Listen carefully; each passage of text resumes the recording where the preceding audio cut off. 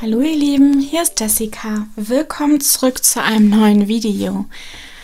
In diesem Video möchte ich euch ein paar Tipps geben, wie ihr mit Aquarell ausmalen könnt. Und zwar hatte ich letztens erst hier dieses kleine Bild von Jenna Basfords neuem Buch Flourish ausgemalt. Das Buch steht als kostenloser Download auf ihrer Website zur Verfügung. Den Link werde ich auch unten in die Infobox einfügen. Und ich habe mir eben dieses Bild auf Aquarellpapier ausgedruckt in einem hellen Grau. Ich weiß nicht, ob ihr hier den zweiten Kreis sehen könnt. Also ganz, ganz hellgrau, einfach damit man die schwarzen Ränder nicht sieht und das Ganze eben so ein bisschen mehr nach Aquarell und selbstgemalt aussieht.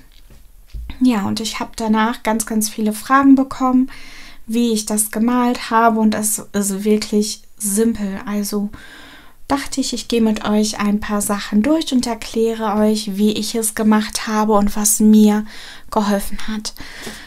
Zuallererst würde ich euch wirklich empfehlen, in gutes Aquarellpapier zu investieren. Das hat bei mir den Ausschlag gegeben.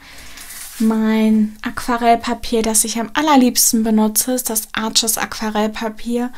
Und seitdem ich das benutze, hat Aquarell bei mir viel, viel besser funktioniert. Ich hätte nicht gedacht, dass das solche Auswirkungen haben wird. Dann einen guten Pinsel. Ich habe hier den Escoda Pinsel aus der Prado-Serie und ich finde den Pinsel so klasse. Auch das hat bei mir viel, viel ausgemacht. Alle Sachen, die ich hier verwenden werde, auch meine Aquarellpalette, die Mission Gold Watercolors, werde ich unten in der Infobox verlinken, falls es euch interessiert. Ja, wir werden zuerst ein paar Grundlagen durchgehen, die ich bei dem Bild angewendet habe, und zwar ein Verlauf mit verschiedenen Farben, dann wie man zum Beispiel einen Hintergrund machen kann, dann ein Verlauf mit gleichen Farben und wie man ein paar Fehler korrigieren kann. Und ich habe hier meinen kleinen Testschnipsel, wo wir die ganzen Dinge hier einmal ausprobieren werden. Ja, ich habe hier 2 Gläser an Wasser, einmal sauberes Wasser zum Aufnehmen der Farben und einmal dreckiges Wasser zum Auswaschen der Pinsel. Dann habe ich hier einen alten Waschlappen. Ich habe bei dem Waschlappen immer 2 Ecken. Einmal, wo ich überschüssige Farbe abwische und einmal, wo ich Wasser abstreife. Dann habe ich ein Küchentuch, um exzessive Farbe oder zu viel Wasser hier vom Bild zu tupfen, falls das passieren sollte. Und eine Mischplatte, wer sie braucht. Ich habe da noch Farbe drauf, die ich auch benutzen werde. Ja, fangen wir zuallererst an.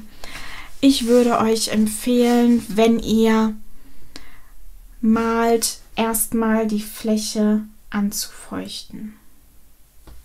Nicht zu nass, auch nicht zu trocken, weil ihr natürlich mit der Fläche arbeiten müsst.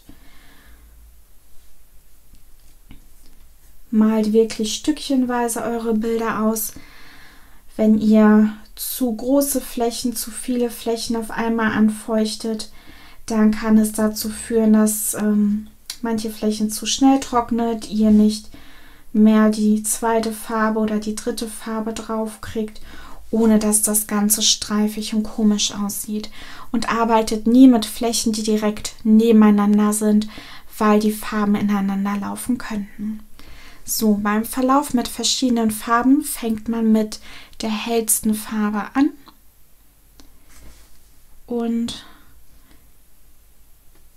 in meinem Fall habe ich hier ein helles Grün gewählt und ich werde damit die komplette Fläche einpinseln.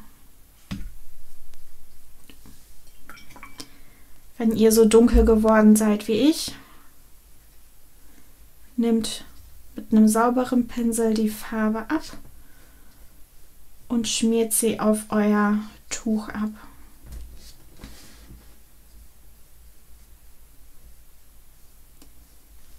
Wenn die komplette Farbe aufgetragen ist, Dadurch, dass die Fläche vorher angefeuchtet war, verteilt sich die Farbe eigentlich gleichmäßig wie von selbst. Und wenn die komplette Farbe aufgetragen ist, nehmt ihr eure nächste Farbe. Das ist ein dunkleres Grün.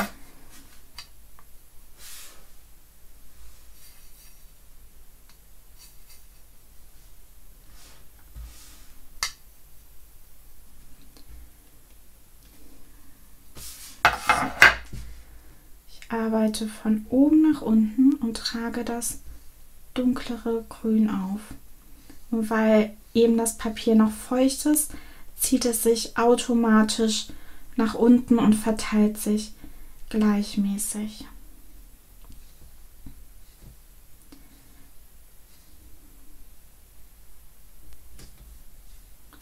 Wenn ihr hier die Übergänge schöner machen wollt, wascht ihr den Pinsel einmal aus, trocknet ihn und geht hier über die Übergänge drüber, um die Farbe besser ineinander zu verteilen. Jetzt nehme ich mein nächstes Grün, das ist noch mal eine Stufe dunkler.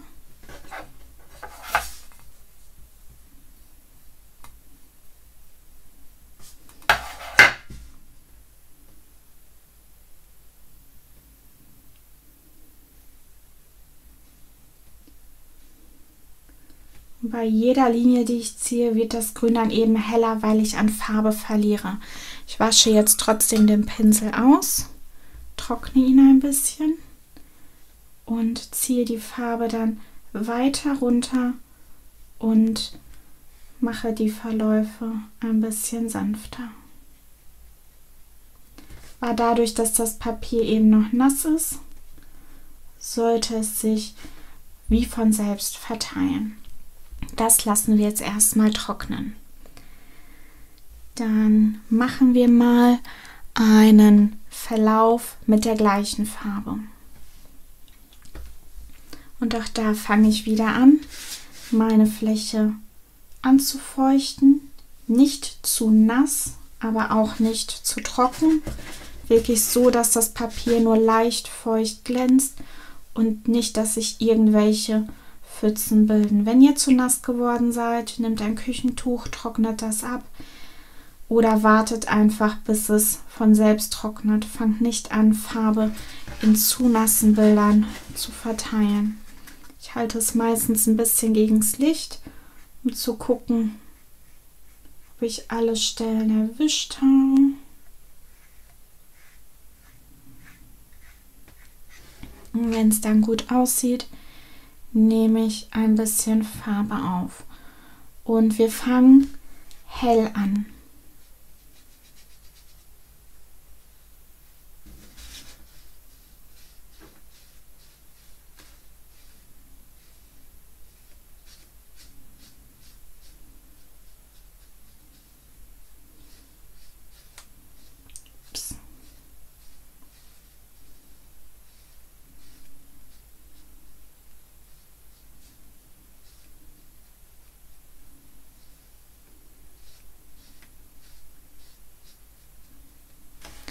So, dann nehmen wir ein bisschen mehr von der gleichen Farbe auf und setzen hier oben an.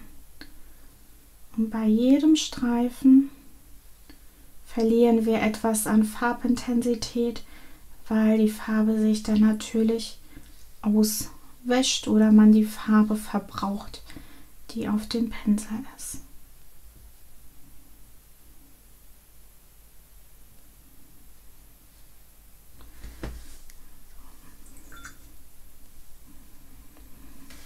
Und die nächste Fläche wieder den Pinsel mit Farbe benetzen. Immer ein bisschen mehr und wieder die Farbe auftragen und nach unten ziehen.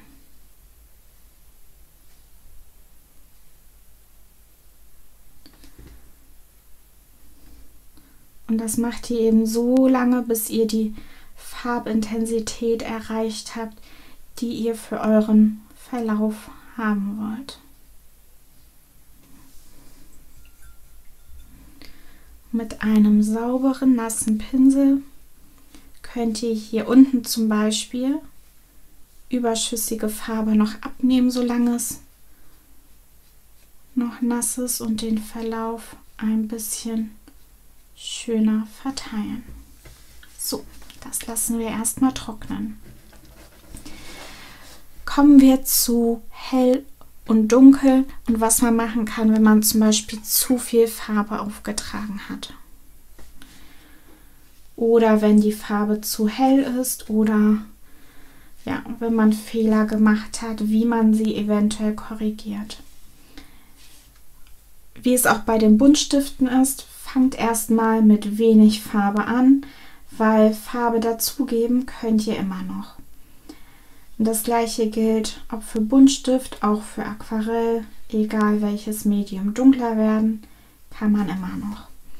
Wenn man jetzt zum Beispiel eine Farbe aufnimmt und nicht vorher testet auf einem Stück Papier, wie viel Farbe man auf dem Pinsel hat, wie dunkel das ist, und das Ganze einfach in sein Bild gibt und merkt, oh meine Güte, viel zu dunkel, kann man es meistens noch retten, wenn man schnell mit einem sauberen Tuch die Farbe abtupft und mit einem sauberen Pinsel, der leicht feucht ist, versucht, das Ganze noch zu retten, zu verteilen. Papier saugt Farbe unglaublich schnell auf. Meistens kann man Fehler noch korrigieren, wenn sie nicht arg zu dunkel sind, aber solche Fehler wie hier zum Beispiel, wo ich wirklich mit viel Farbe drauf gegangen bin, da kann man die ganzen Sachen nur noch ein bisschen aufhellen, aber nicht ganz wegnehmen.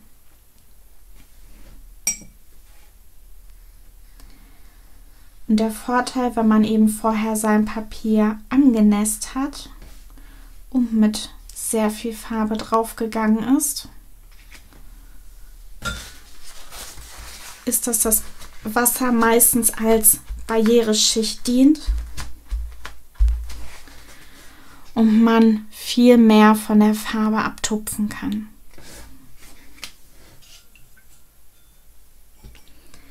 Wenn ihr merkt, dass eure Farbe zu hell geworden ist,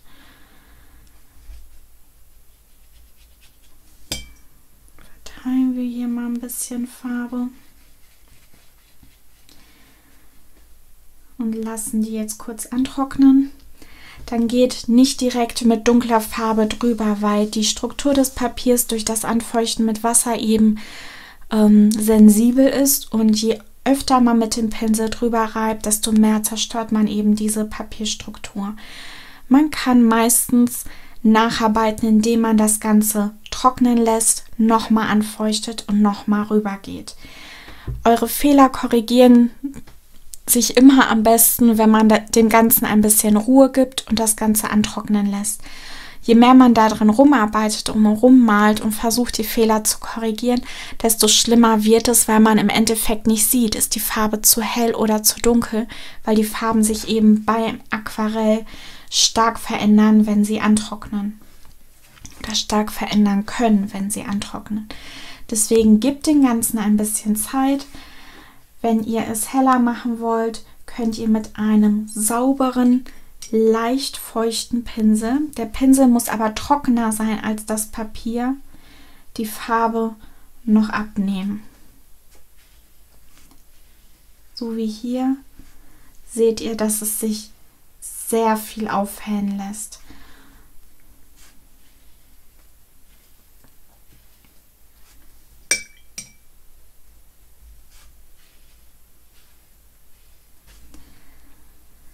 Und jetzt lassen wir das Ganze trocknen, um hier zum Beispiel diese dunkle Stelle einmal zu korrigieren, aber erst nachdem es getrocknet ist. In der Zwischenzeit kümmern wir uns um den Hintergrund. Und da haben mich die meisten drauf angesprochen. Wie kann es sein, dass bei deinem Hintergrund sich die Farben nicht hässlich vermischt haben und eine neue Farbe gegründet haben, sondern so ineinander gelaufen sind? Ich habe den Hintergrund hier bei dem Bild angewendet Und die gleiche Frage wurde mir für die Äpfel gestellt. Wie kann es sein, dass das Rot und das Grün nicht eine neue Farbe gebildet haben, sondern einfach ineinander gelaufen sind? Und ich muss sagen, dass eine Antwort war eben, es liegt an dem Papier. Das Papier ist super. Und die zweite Antwort ist, dass man die Farben wirklich ineinander laufen lässt. Und jetzt, wo ich das Ganze angefeuchtet habe, nicht zu nass, nicht zu trocken, nehme ich ein Blau und fange hier unten von der Ecke an. Und ich tippe das Blau wirklich nur rein. Und jetzt schubse ich die Farbe so ein bisschen auf der nassen Fläche.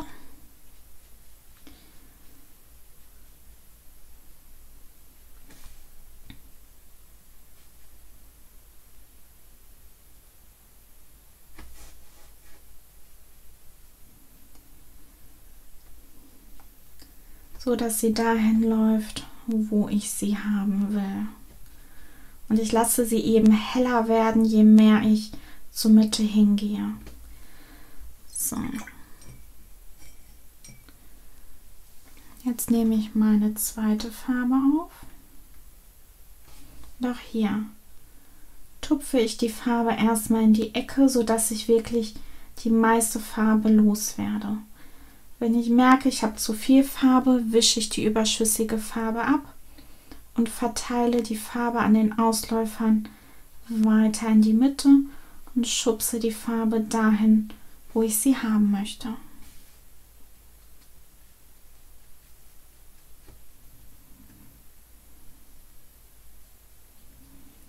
Und eigentlich mische ich die Farben nicht, sondern ich lasse sie ineinander laufen. Ich schubse sie nur in die Richtung, in die sie gehen soll, und die Farbe findet ihren eigenen Weg, ohne sich zu mischen. Ich hoffe, ihr seht das. Und jetzt zeige ich euch, was passiert, wenn ihr mit dem Pinsel versucht, den Verlauf zu beeinflussen. Wenn ihr versucht, den Verlauf zu beeinflussen, dann mischt ihr die Farben. Jetzt seht ihr, dass aus dem Blau und dem Pink ein Lila geworden ist. In dem Fall ist es nicht schlimm, es ist nicht hässlich, aber der Farbverlauf sieht eben ganz anders aus, als wenn ich die Farben einfach nur ineinander geschubst hätte quasi, ohne sie direkt mit dem Pinsel manuell zu mischen. Und wenn ich sie manuell mischen würde, würde es keinen Verlauf mehr ergeben, sondern Blau, Lila, Pink. Und nicht mehr dieser schöne, sanfte Ineinanderverlauf vom Blau nach Pink. So, jetzt wo das angetrocknet ist, kümmern wir uns um unseren Fehler. Ich möchte diesen Fleck hier beseitigen und die Farbe etwas dunkler machen. Und ich feuchte das Ganze wieder an, jetzt wo es trocken ist. Die Farbe, die ich vorher aufgetragen habe, löst sich nicht mit auf, sondern sie bleibt dort, wo sie vorher war. Und jetzt kann ich noch mal drüber gehen und meinen Fehler korrigieren.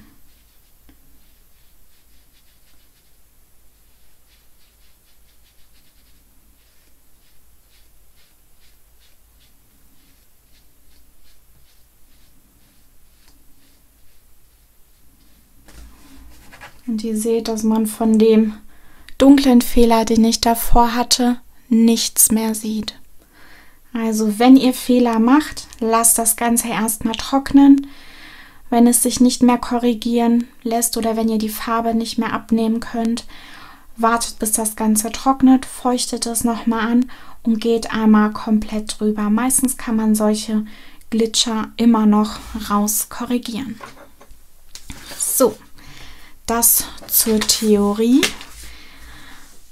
Jetzt gehen wir einmal zu dem Teil über, wo wir das Ganze anwenden. Ihr seht, es ist super hell. Ihr werdet wahrscheinlich die Ränder nicht sehen.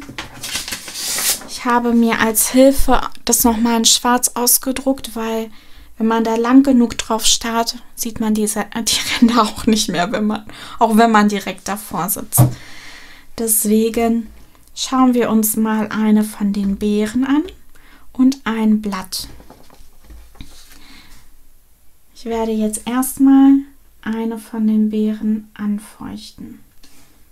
Nicht zu viel Wasser, es ist eine super kleine Fläche. Wenn ihr zu viel Wasser habt, abstreifen, aufnehmen, abstreifen und den Rest verteilen.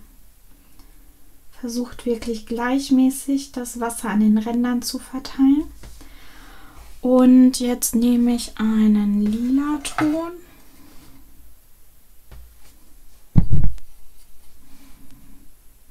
Ihr denkt wahrscheinlich, was mache ich? Ich nehme hier ein bisschen Farbe aus dem Kasten und schmier den hier an den Rand. Für mich ist es eine Kontrolle, wie viel Farbe ich auf dem Pinsel habe.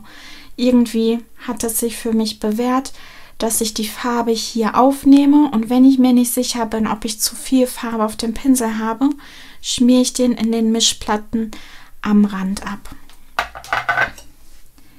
Und dann trage ich die Farbe hier komplett rein. Ich merke, ich habe zu viel Farbe. Ich nehme von der Farbe etwas weg. Wische ab, nehme von der Farbe weg, wische ab. Auch hier mit einem sauberen Pinsel nehme ich wieder von der Farbe etwas weg. Solange das Ganze feucht ist, kann ich das korrigieren. So. Und ich möchte den Rand ein bisschen dunkler. Da nehme ich von der Farbe wieder etwas auf. Aber ich warte einen Moment, weil das Bild noch zu feucht ist. Wenn ich jetzt die frische Farbe drauf geben würde, würde es mir wieder die ganze Beere füllen. Deswegen warte ich ein paar Sekunden. Weil ich das Papier kenne, kann ich gucken, wie feucht es ist. Und jetzt kann ich die dunkle Farbe hier am Rand dazu tragen.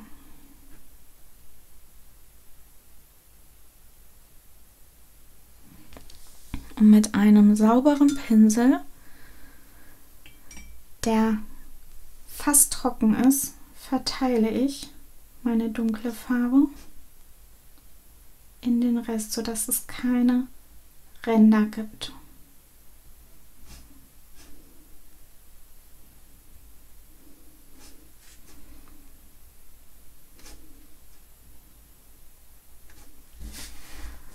So.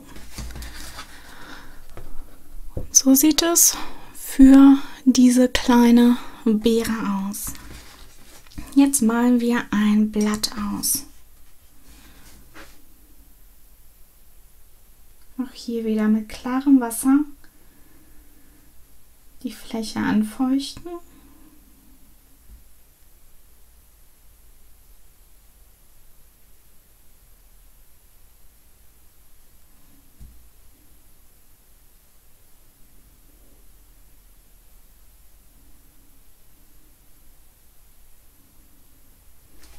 Und mit der hellsten Farbe loslegen. Das wäre mein hellstes Grün.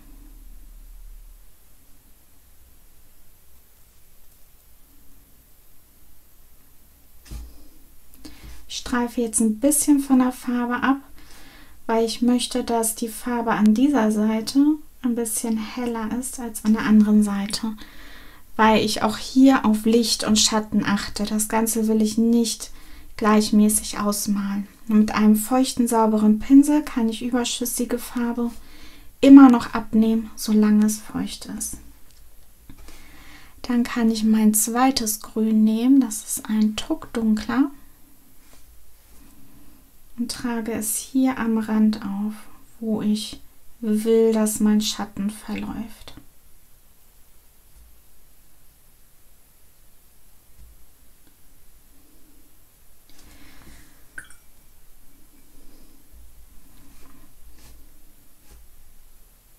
Und mit einem sauberen, leicht feuchten Pinsel kann ich die Farbe noch ein bisschen korrigieren und verteilen, sodass sie ineinander läuft.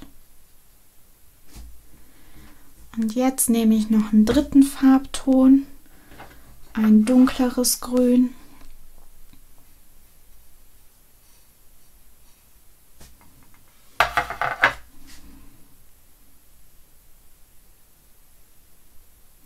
trage das am Rand auf. Wenn ich jetzt wollte, dass sich die Farbe nicht so stark reinzieht wie hier, sondern mehr am Rand bleibt, hätte ich noch einen Moment gewartet, bis das Papier etwas angetrocknet ist. Weil ich wollte, dass die Farbe sich noch ein bisschen mehr ins Blatt verteilt. Deswegen habe ich es jetzt schon aufgetragen. So, mit einem sauberen Pinsel verteile ich das Grün immer noch ein bisschen weiter zur Mitte hin.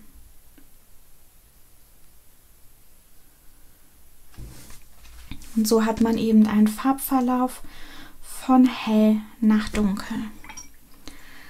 Ich sehe jetzt zum Beispiel, dass meine Beere hier schon trocken ist, aber das Lila ist nicht so dunkel, wie es eigentlich gehabt hätte. Deswegen feuchte ich das Ganze noch mal leicht an, nicht zu nass, und gebe noch ein bisschen von dem Lila drauf.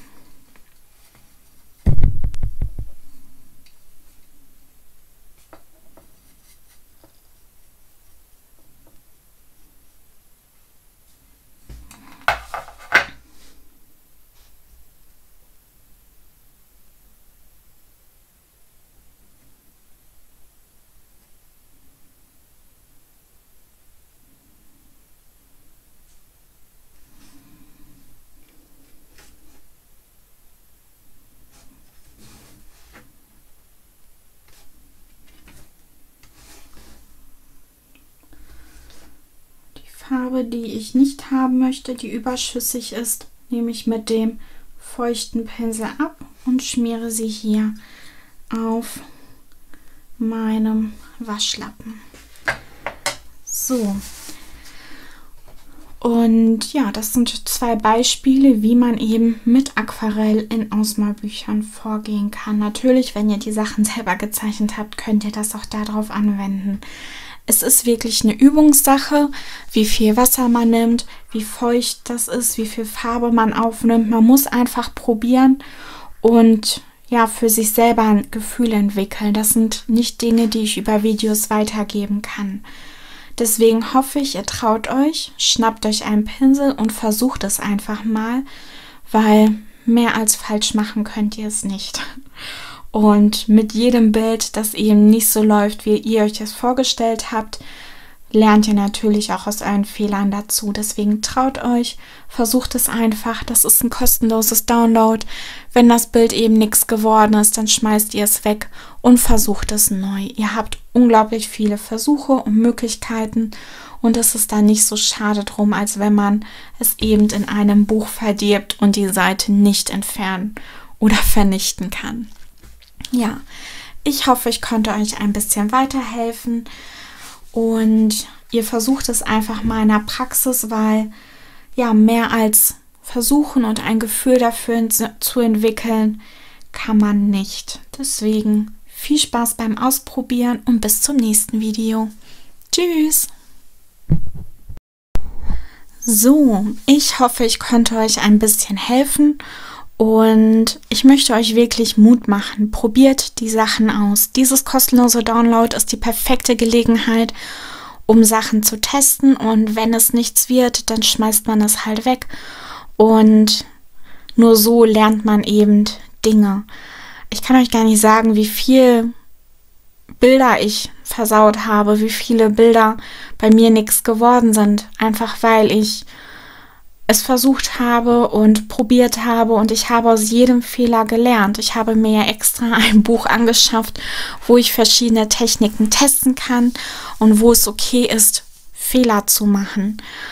Und nur so lernt man. Gerade bei Aquarell fand ich es für mich hilfreich, ja, viel zu üben, weil ich so gemerkt habe, wie ich mit dem Papier umgehe, was zu viel Wasser ist, was zu wenig Wasser ist, was zu viel Farbe ist, was zu wenig Farbe ist und wie ich einfach die Farbe auf dem Papier kontrollieren kann. Und wie schon am Anfang erwähnt haben, hat wirklich das richtige Papier und der richtige Pinsel bei mir den Ausschlag gegeben. Und jetzt mittlerweile habe ich, ja, echt viel verstanden und viel gelernt, einfach weil ich mich hingesetzt habe und es ausprobiert habe. Auch mit dem Gedanken, dass es okay ist, das Bild zu versauen, Fehler zu machen und ja, im Endeffekt zu versagen. Und nur daraus lernt man eben. Also nutzt die Option mit dem kostenlosen Download, probiert es einfach aus, setzt euch dran, übt und dann sollte das eigentlich kein Problem mehr für euch sein. Da habe ich mehr als genug Vertrauen in euch. Dann wünsche ich euch ein wunderschönes Wochenende und bis zum nächsten Video. Tschüss!